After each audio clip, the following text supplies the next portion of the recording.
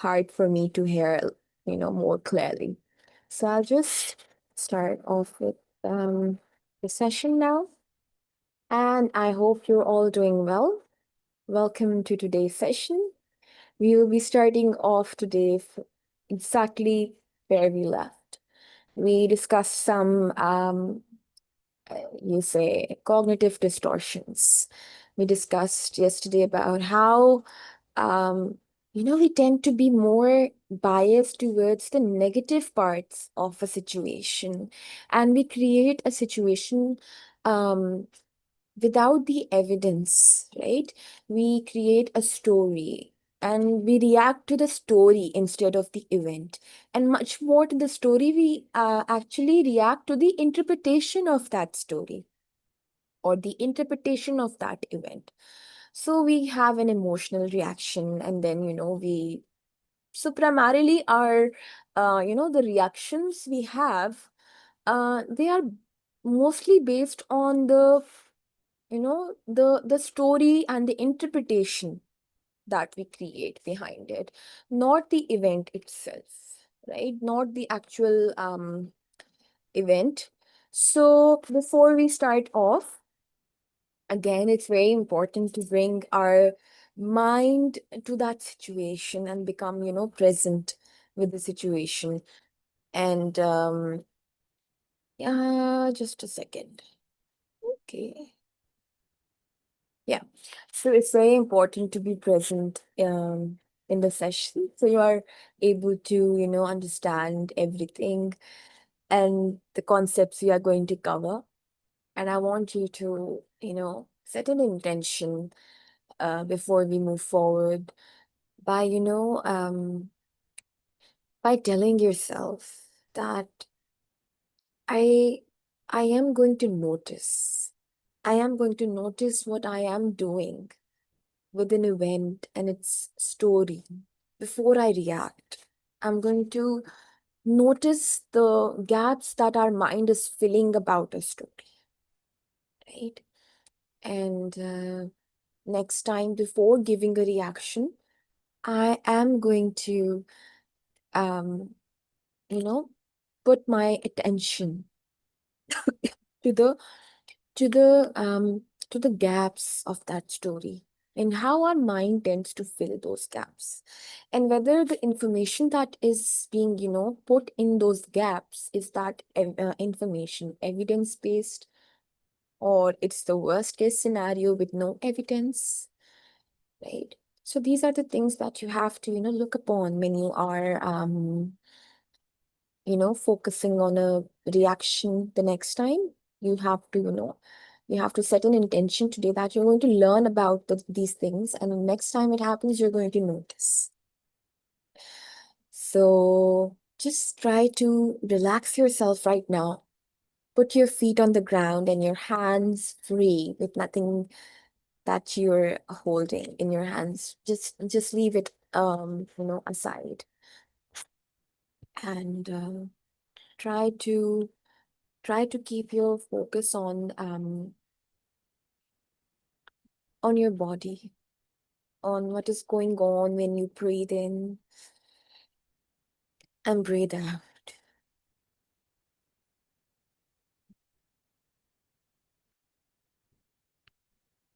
Try to, try to focus on your body, the breathing pattern. Don't deep, don't deep breathe right now. Just focus on your breathing pattern as you, breathe in and breathe out.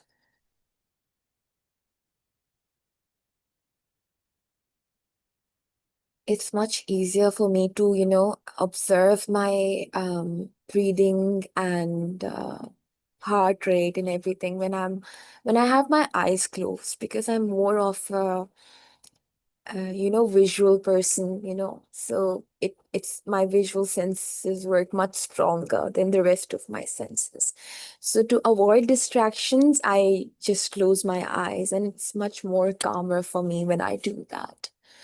So I usually do that, and it feels much, much better. When you are observing your breathing, you can actually hear yourself breathing.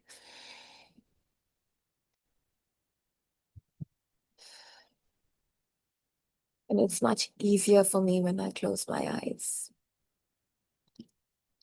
So yesterday I shared, I began with a situation about, you sending a message to, um, someone who is important to you. And they have read it, but they did not reply. And then I asked you to notice what that makes you feel, how that makes you feel. When I thought about it, I felt like it was upsetting. And maybe they are upset with me. Maybe I have done something wrong. Or maybe they are ignoring me. And a lot of times, for people who are not that um, deep thinkers, their mind doesn't go anywhere at all. They just, stay where they are.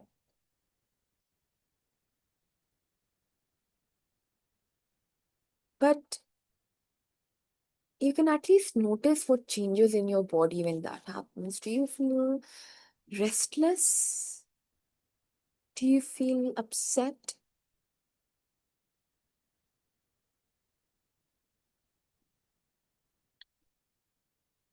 Are you questioning your relationship with that person? What is the story that your mind is creating in that moment?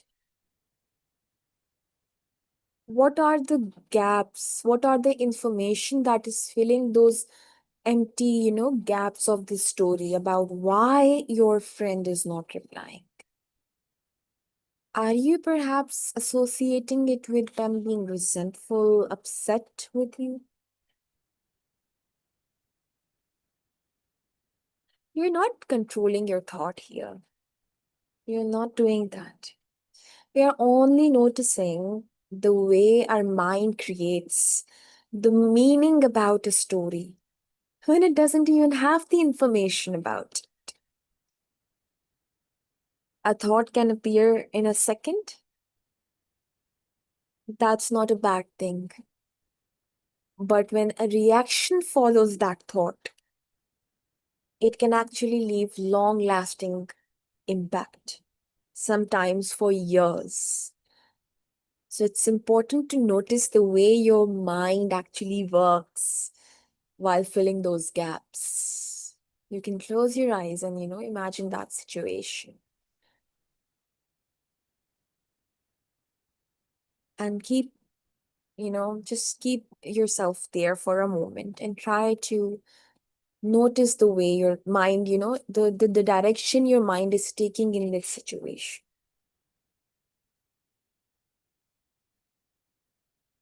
And now ask yourself, uh, what is when I don't have the information, when I don't have all the information, what story is my mind creating? Are we creating excuses for the other person? Or are we assessing situations and their past conduct? Or are we only taking this one data point and creating an assumption which doesn't have sufficient backup evidence? Just notice the pattern your brain takes in this point. Just keep your focus on that. And now I want you to take a deep breath in through your nose and exhale from your mouth.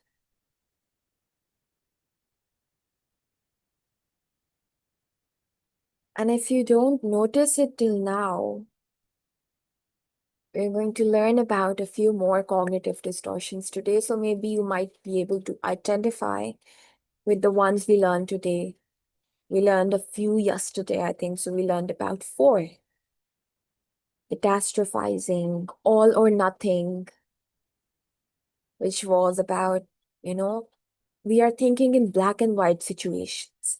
Something is either way too good or way too bad. There is no in between.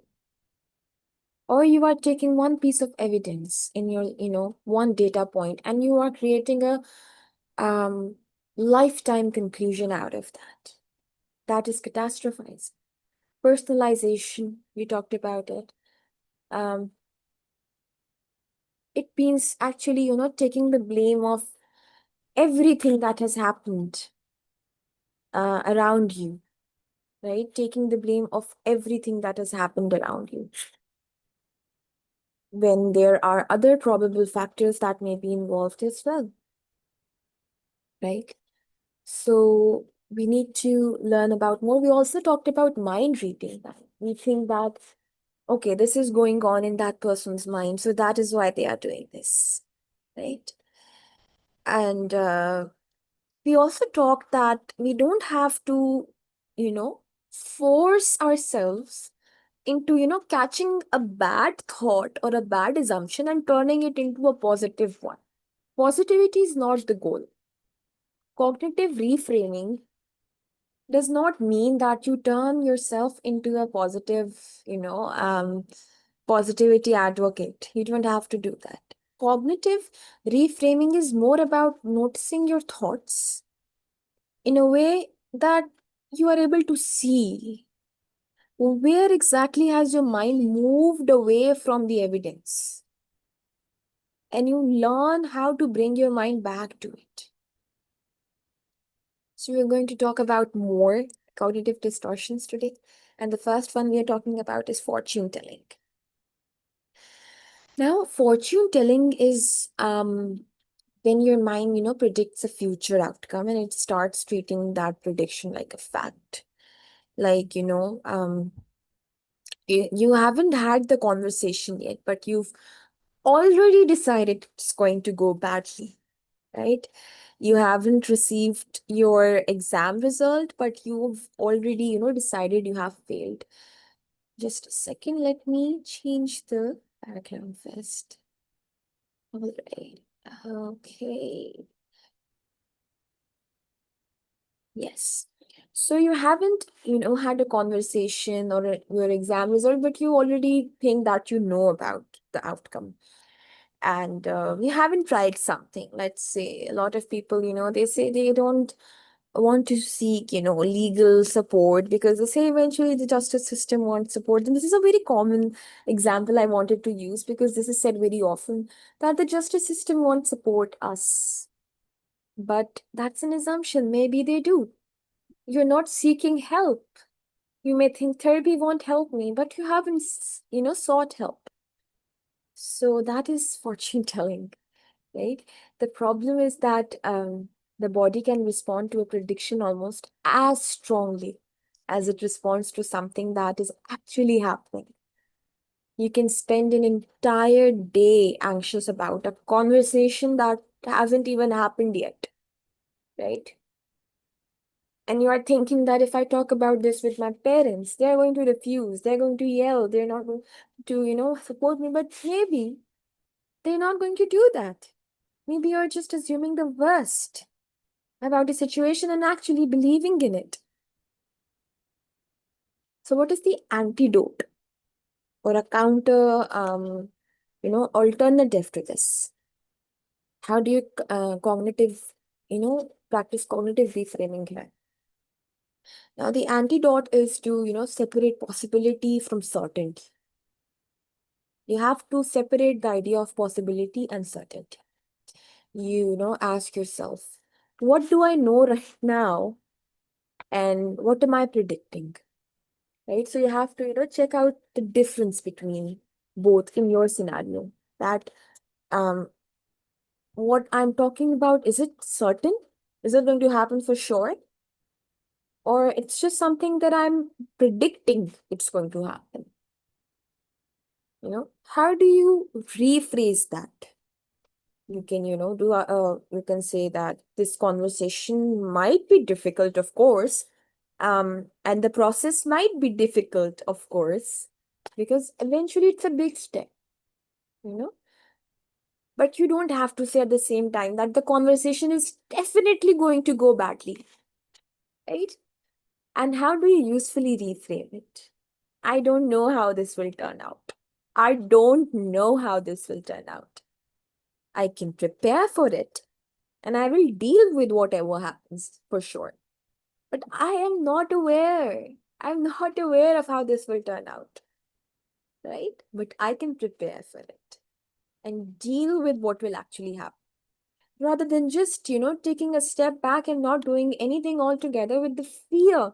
In fact, with the belief. Fear is not usually based on belief. It is believed on assumptions, but you have a firm belief when it comes to fortune telling that this is certainly going to happen. So you don't know about it, right? So you also tell yourself that I will deal with it in case it happens like that, right? Now, the second one we are going to discuss is mental filter. When your attention, it gets fixed on one negative part of an experience or an event, and everything else around that thing, it's, faded in the background. So this is mental filter. When you are fixated on the negative, one negative, there might be 100 positives, but you're fixated on that one negative. Someone is telling you about a story and their situation or an event. Let's say an event. They're telling you about 1,000 good things that happened some evening, but then they tell you about one thing, and you go like, oh God. Really? You're not focusing on the positives. You're constantly now, talking about and, directing the entire conversation towards the negative point, right? You receive 10 points of, feedback about a art project or an exam. You have like 9 out of 10 and you're focusing on the 1 mark that you lost. 9 feedbacks, they are positive that you receive. And one of them is negative. That one of them is critical. You are thinking about which one? Which one does your mind replay? Yesterday, I was talking about how, as human beings, we have the capacity to just stay fixated on the negative one, and this is that one mental filter. You can have a genuinely good day, and you can, spend the entire evening, thinking about that one awkward interaction in the morning when you went for groceries. So, how do you deal with this? You widen the lens. You widen the lens. Yesterday, we also talked about how our reaction should be based on the picture that a camera has taken, not on the basis of the editing that was done on it, the editing that our brain is doing. So we need to widen the lens in this scenario and look at the overall picture, not that 1 point or the 0.1% of the negative that is lying somewhere far behind, or maybe even if it's in the front. Your focus shouldn't be on that 0.1% only, right? And you need to widen that lens, that from which you view things. And you ask yourself, what else is true? What else is true in this situation? What went well? What is something I handled really good? What was the positive information that I was leaving out? You talk about these things. And, you ask yourself these questions by focusing on the whole picture, right? Now we talk about the third kind of cognitive distortion or the thought behind our reaction, which is disqualifying the positive. It is very similar to, the mental filter one. Now, how?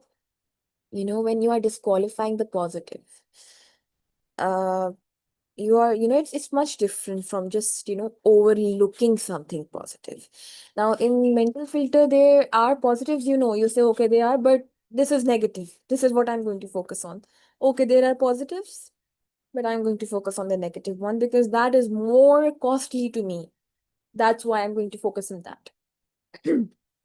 But in disqualifying the positive, you do see the positive, but you explain it away.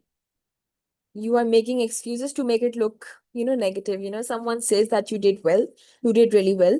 And you know what you are thinking? Oh, they were just being nice to me. They didn't want to make me feel bad, right? And you achieved something, really hard. You got 8 in IELTS, and you did very well in your exams, right? And you go on to your house, and everybody's congratulating you about how you did great. And you go to your room and you tell yourself, anyone could have done that. I didn't do such a great job. Anyone could have done that, right? So you are disqualifying the positive from the positive event, right? You received recognition, but you think that they also, they probably had no other option. They kept me. They hired me because maybe I was the lesser, the lesser worse among all the candidates. So you need to, differentiate disqualifying the positive by from overlooking the positive, which was what was being done in the mental filter part, right? So this is something that a lot of people confuse, especially when we also discuss this in theory. Now, the antidote to this is learning to receive evidence instead of arguing with it. Now, the whole direction of CBT, cognitive reframing, it focuses a lot on evidence-based thinking. Now, when you are disqualifying the positive, you are actually arguing with the evidence. So you need to learn, you need to practice, and you need to learn to practice and practice to learn, to receive your evidence without arguing with it. You ask yourself, if I'm willing to accept the negative evidence, why am I automatically dismissing the positive evidence? Right? You need to assess it logically.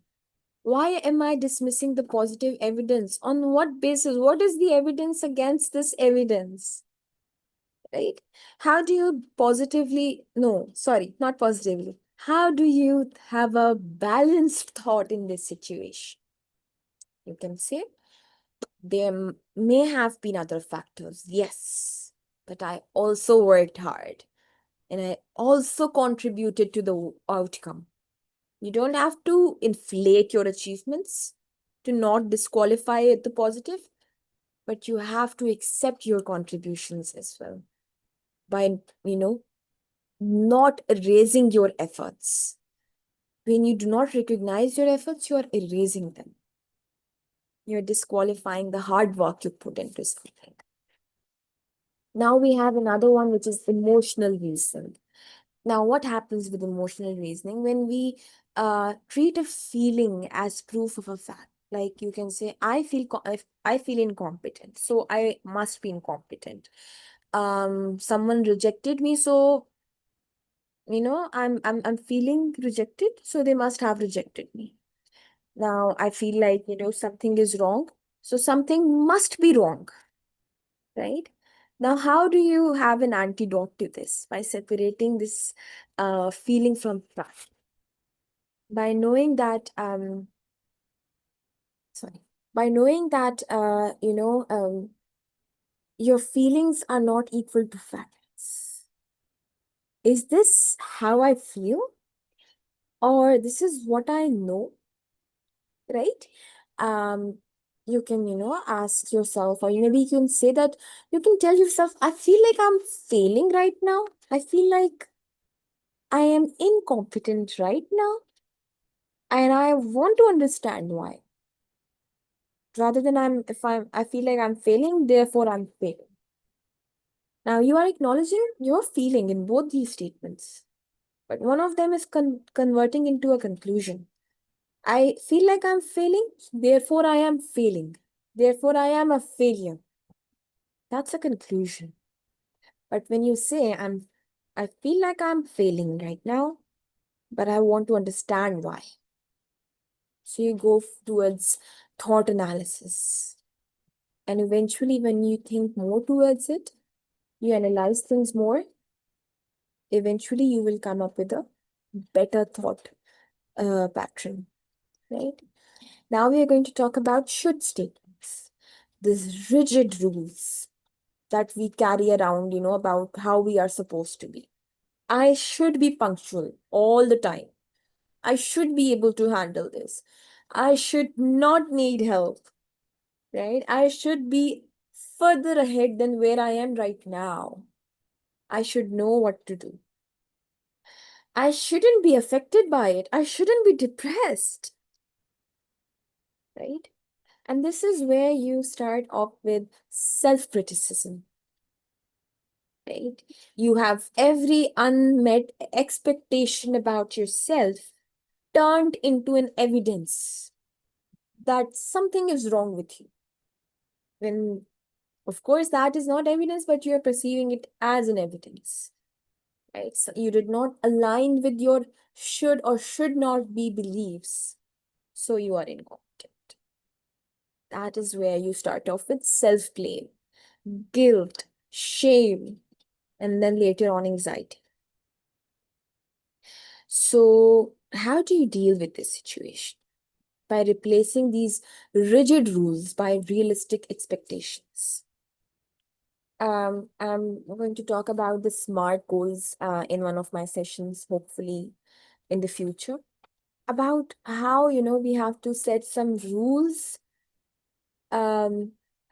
expectations that are realistic, something that are achievable. Instead of putting, as human beings, we always have a limitation, individual limitations. That could be health wise, that could be intellectual limitations, absolutely, even physical limitations. But sometimes we set some standards for ourselves that are very unrealistic. And when we are not able to, achieve those standards, we end up, humiliating ourselves further. So instead of saying that I should be able to handle this alone, you can actually say that I wish I was able to. I wish I could handle this more easily. But asking for support doesn't make me incapable. It's just a thought.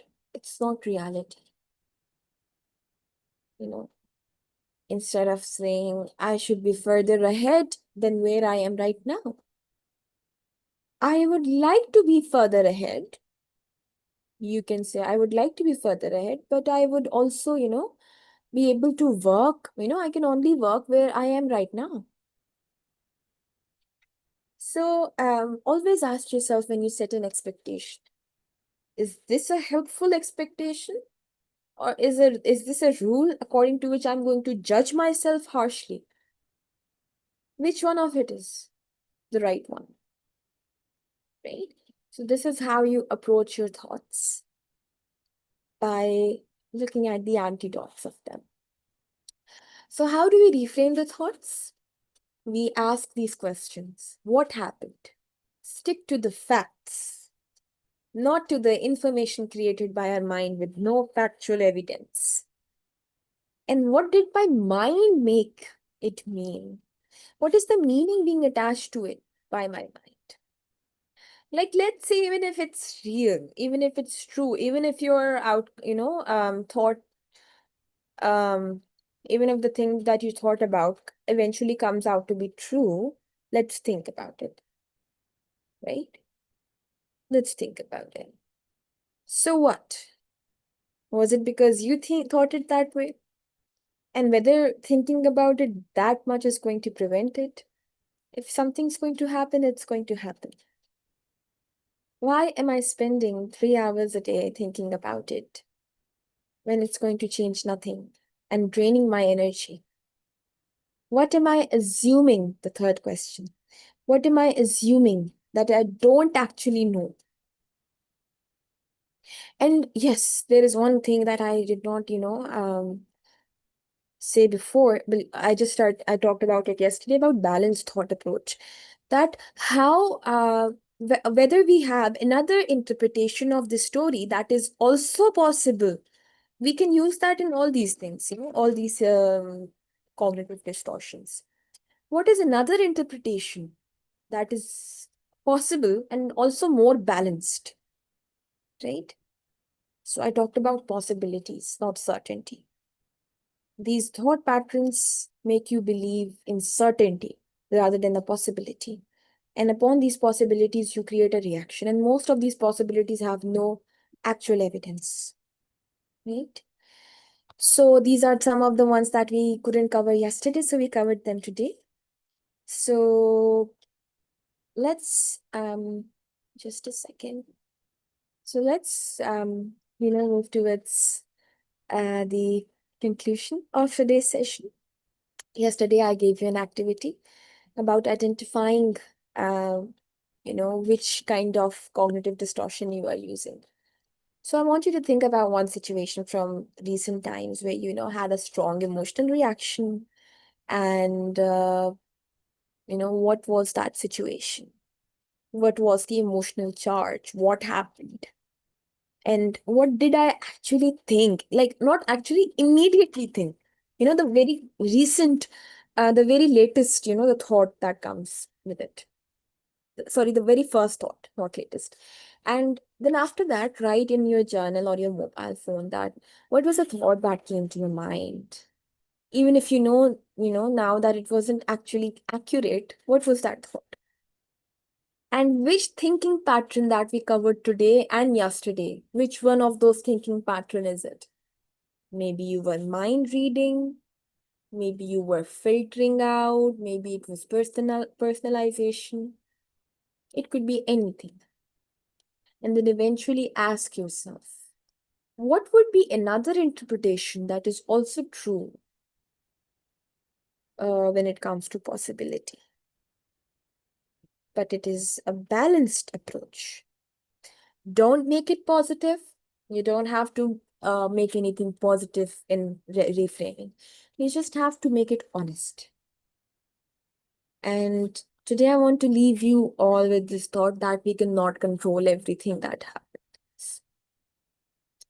We cannot control everything that happens. We cannot control what other people do. We can only work on controlling, we can also not control the first thought that comes to our mind. We cannot, right? But we can become, better at noticing what our mind is doing with what happens. We can, catch the assumption. We can question the prediction. We can create, a separation between feeling and fact, certainty and possibility. We can take responsibility without taking all the blame. And we can remind ourselves that one moment does not, one data point does not tell the whole story. We have different chapters in a novel. We don't decide the conclusion based on chapter 4 alone, right? Everything is connected. Now, the next time you actually notice yourself reacting strongly, just take a pause. Take a pause and ask, what happened? What did my mind make it mean? And what do I actually know? What am I adding? And is there any other way of seeing this that is true but balanced and useful? So that is it for today. Does anyone have any questions? If not, we can call it a day.